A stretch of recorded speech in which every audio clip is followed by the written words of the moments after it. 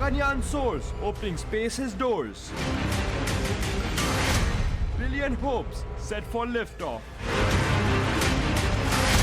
Spacebound unmanned flight to script history. 640 tons strong, lifting dreams along. To orbit we race, exploring space.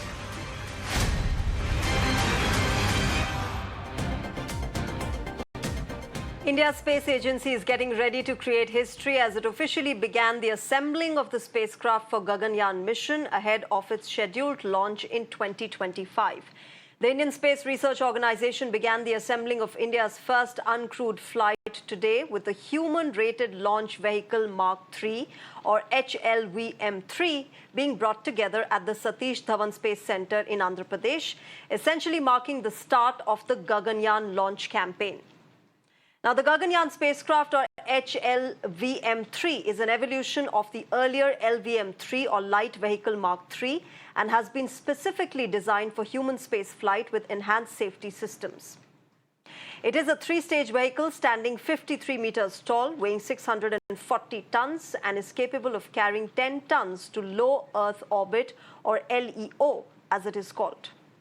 There are some key upgrades this time from the last time that it was tested in 2019. This includes a human-rated design and the integration of a crew escape system, which can basically safely eject the crew in the event of any emergency that they might face.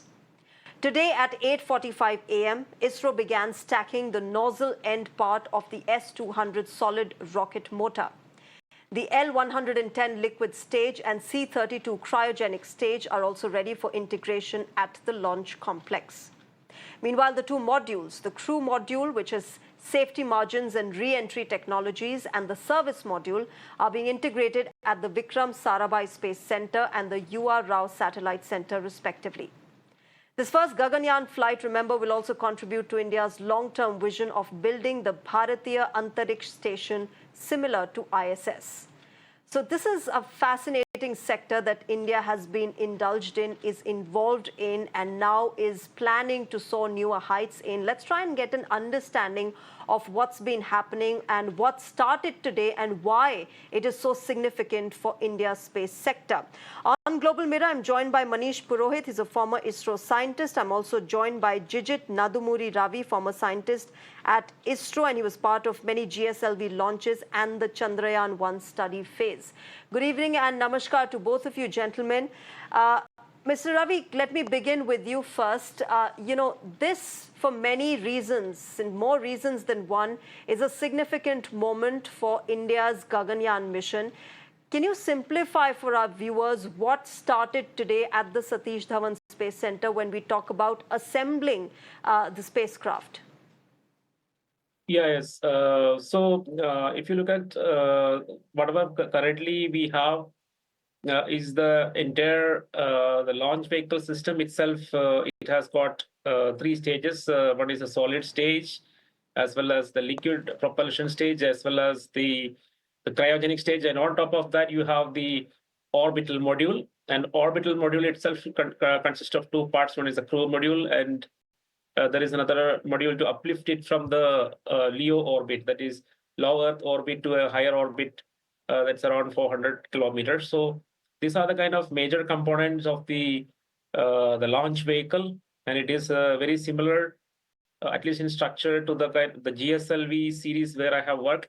But this is a very advanced version, that is a launch vehicle Mark III, so LM3, that is Mark III. And in this, there is an additional capability, that is, it is a human rated. So we have the prefix H to that. So HLMV3, that is the kind of launch vehicle that we use.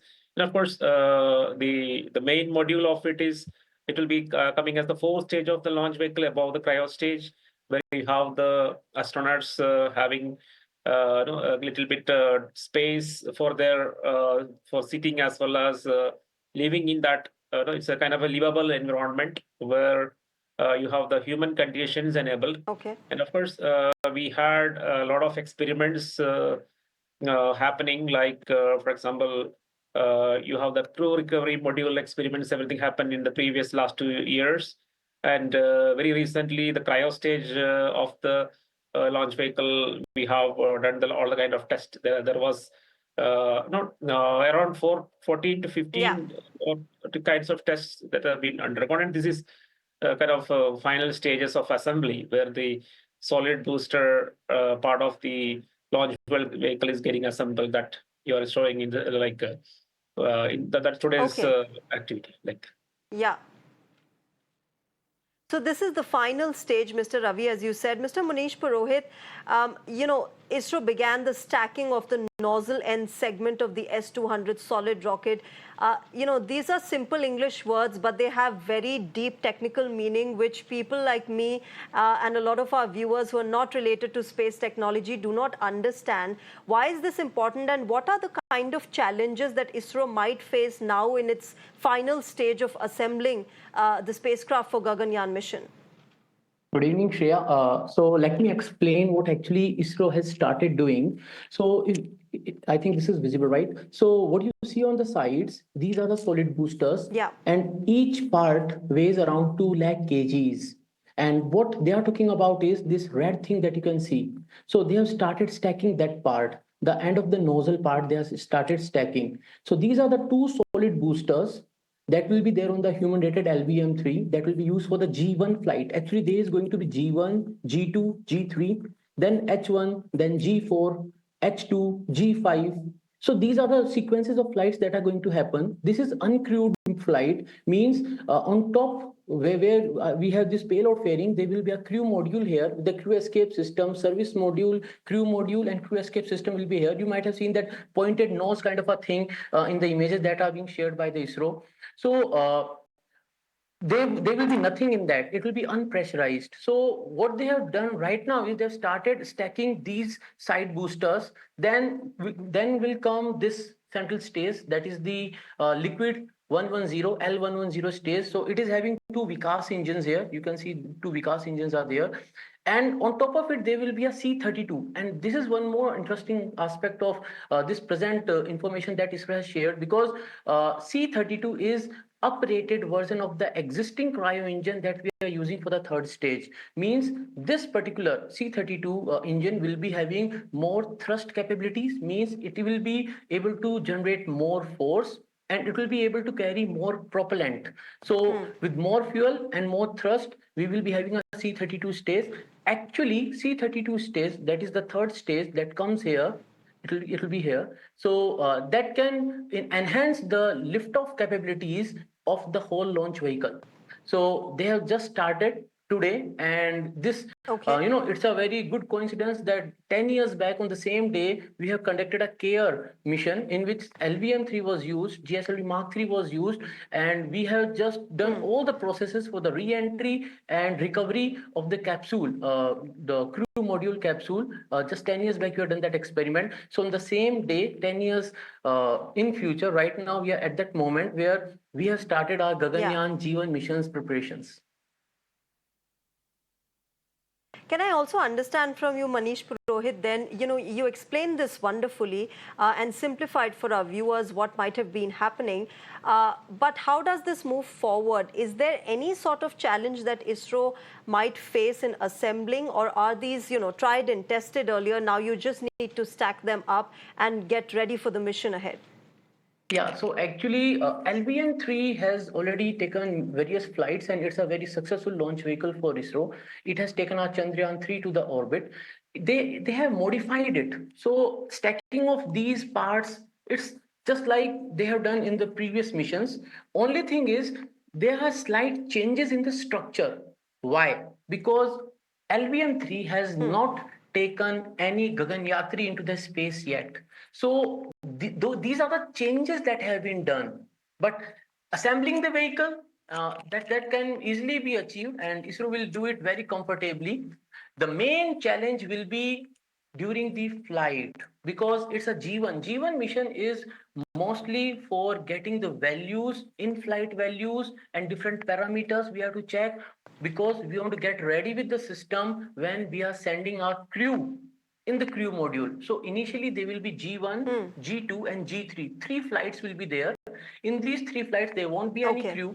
And these three flights are, you may say, for doing different observations, for qualification, validation of the whole system and the technology. Then we will have the H1 flight. In that flight, crew will fly in the Gaganyaan module. So effectively, stacking up the system won't be a Okay. big challenge for ISRO. Okay, okay. Mr. Ravi, can I then move on to the part where, 4 men from India have been chosen. They're training currently in the United States of America. And, this is, of course, very, very challenging for them as well as far as the training is concerned and getting ready for this entire mission is concerned. What must have been happening there?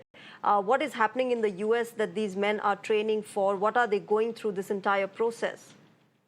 Yeah, so actually, we have done some training in Indian facilities, but for better accuracy and better training environment, they are in the US.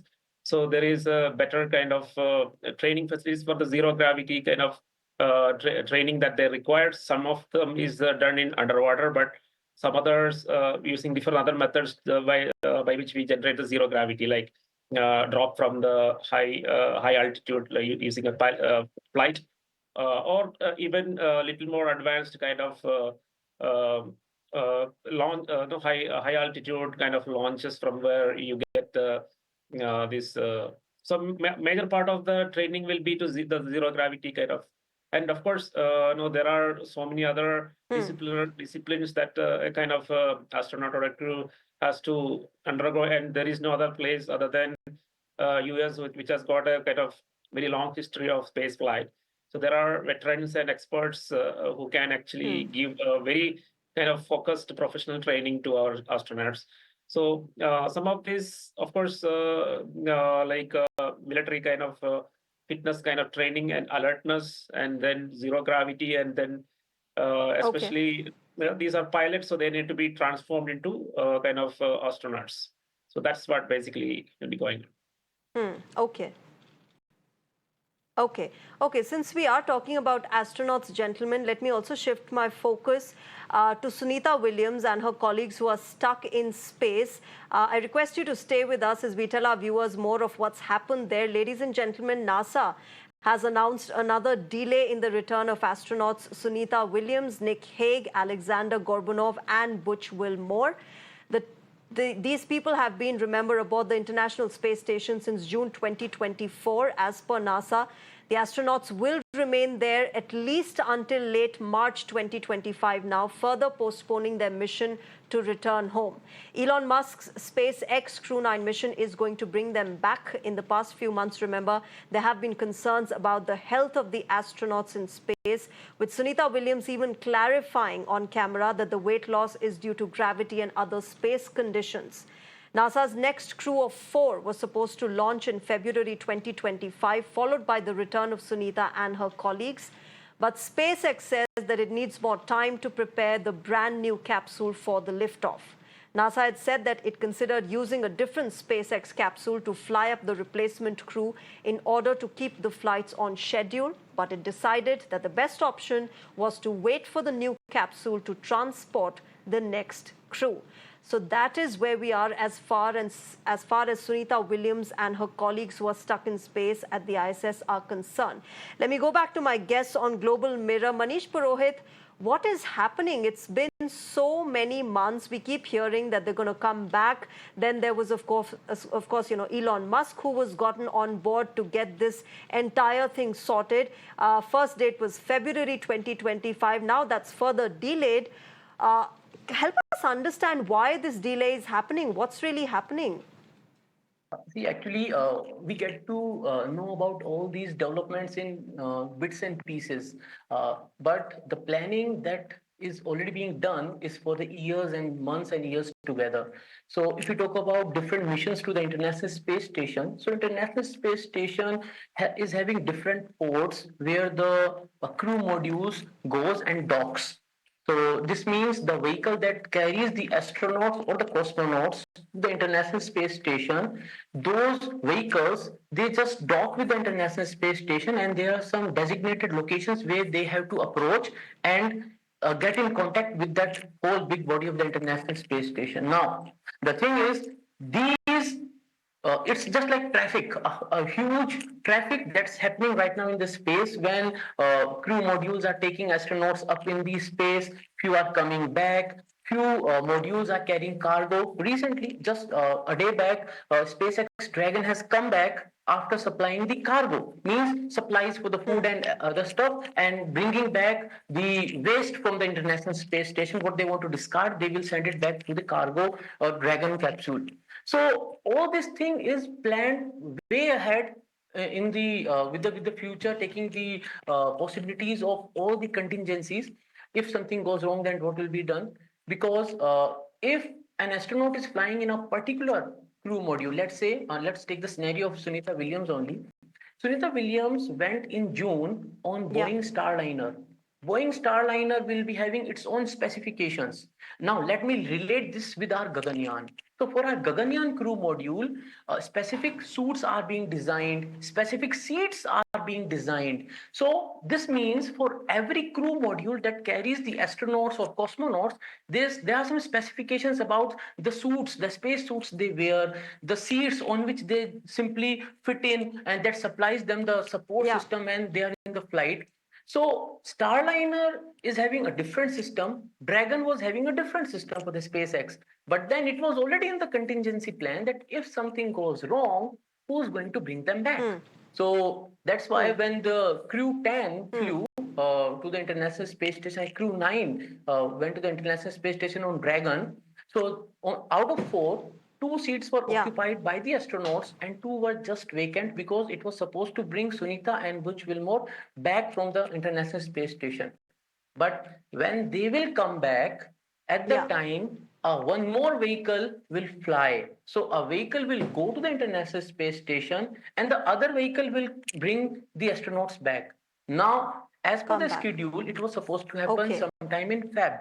But now the schedule has shifted, and that flight, which will carry the astronauts to the International Space Station, that flight will happen sometime in March. So once they will go there, then the people already on board on the International Space Station, they will, they get relieved of their duties, and then they will come back in their vehicle. So effectively, it's like managing the traffic and the schedules. Hopefully, it's not going to get delayed. Okay. So there is a traffic problem. There is a traffic woe in space also, Manish Purohit. It's not just us earthlings who are grappling with this, but space also has this traffic problem. But Mr. Jijit Ravi, can I also understand from you then, there have been concerns about Sunita Williams' health. She's come to clarify that this is due to space conditions that are prevailing. And the first question that comes to mind when we hear of such delays and technical ones at that is how will they survive? How will they take care of themselves? What is happening with them? There is weight loss. There is, food and drink concerns. How are they managing there? How are they managing there, really? Yes. She has gone there for 8 days, and now it's more than eight months, and it looks like 2 more months, so total 10 or more months there. So it's kind of very difficult. But compared to the previous older missions, there are two people, so definitely there is a kind of community feeling. I mean, anyway, two people is not community, but still, at least there is a kind of possibility. So there are different kinds of problems are faced by the astronauts in a kind of scenario like this. One is a bone density reduction, because when you have a zero gravity environment, then your bone started reducing the density of so this is the main problem. So your body is getting weak, definitely, and then it is in a cramped environment, etc. And then there are the problems of isolation. So that at least Sunita is not facing that. And then, of course, in terms of supplies, these are all coming, and because through the cargo, the whatever supplies, nutrients, everything there, these are coming up.